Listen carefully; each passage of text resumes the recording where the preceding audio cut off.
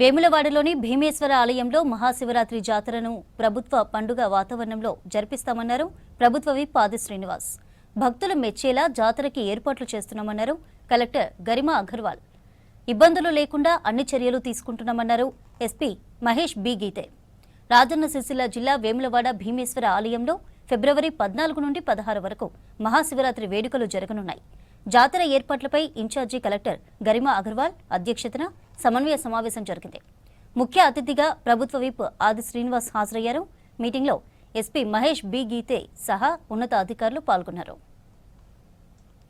దక్షిణ కాశీగా పేరుగాంచినటువంటి వేములవాడ శ్రీ రాజరాజస్వామి సన్నిధిలో శ్రీ భీమేశ్వర ఆలయంలో మహాశివరాత్రి ఉత్సవాలను వచ్చేటువంటి భక్తులకు, సుదూర ప్రాంతం నుంచి వచ్చేటువంటి ప్రయాణికులకు ఆర్టీసీకి సంబంధించినటువంటి బస్సుల ద్వారా సుమారు 600 పైచిలుకు బస్సులను వివిధ జోన్ల ద్వారా అటువైపు నిజామాబాద్ నుంచి, ఇటువైపు కామారెడ్డి నుంచి, ఇటువైపు వరంగల్ నుంచి, కరీంనగర్ వైపు నుంచి, జైత్యాల నుంచి వచ్చేటువంటి సెక్టార్ల ద్వారా వచ్చేటువంటి ప్రయాణికులకు, భక్తులకు బస్సుల ద్వారా వచ్చినటువంటి భక్తులకు భీమేశ్వర స్వామి ఆలయంలో స్వామివారి దర్శనం కల్పింపజేసేటువంటి కార్యక్రమానికి సంబంధించినటువంటి పారిశుద్ధ్యాన్ని ఎప్పటికప్పుడు తలెత్తకుండా చూసేటువంటి కార్యక్రమాలు కానీ, వైద్య ఆరోగ్య శాఖ ద్వారా వచ్చేటువంటి ఇబ్బందులు అధిగమించడంలో కానీ అన్ని అంశాలను క్రోడీకరించి ఈరోజు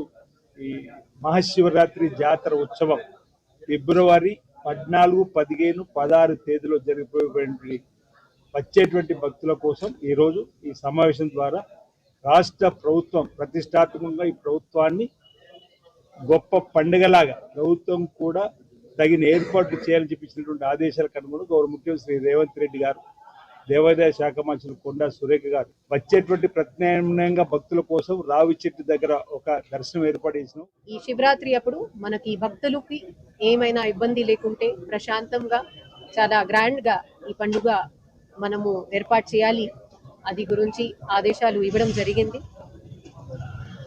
దీనిలో మనకి సెక్యూరిటీ పాయింట్ ఆఫ్ వ్యూతో సీసీటీవీ కానీ, ఫైర్ ఎక్స్టింగ్విషర్ కానీ, మనకి క్రౌడ్ మేనేజ్మెంట్ కి సఫిషియెంట్ గా క్యూ లైన్, మనకి బయట ప్రాంతాల నుంచి వచ్చిన భక్తుల కొరకు ఆర్టీసీ బస్సెస్, మన బస్ స్టేషన్ మరియు పార్కింగ్ ప్లేసెస్లలో సఫిషియెంట్ గా పాండాల్ కానీ, వాళ్ళకి drinking water, washroom related activities, health side నుంచి రౌండ్ ద క్లాక్ అంబులెన్స్ మరియు ఫస్ట్ ఎయిడ్ టీమ్స్ తో పాటు శానిటేషన్ పరంగా మిగతా అన్ని కూడా ఏమేం ఆ రోజు మనకి అవసరాలు ఉంటాయి దీని రిలేటెడ్ అన్ని అధికారులకి ఆదేశాలు ఇవ్వడం జరిగింది. మన దగ్గర ఇంకా 45 రోజులు ఉన్నాయి.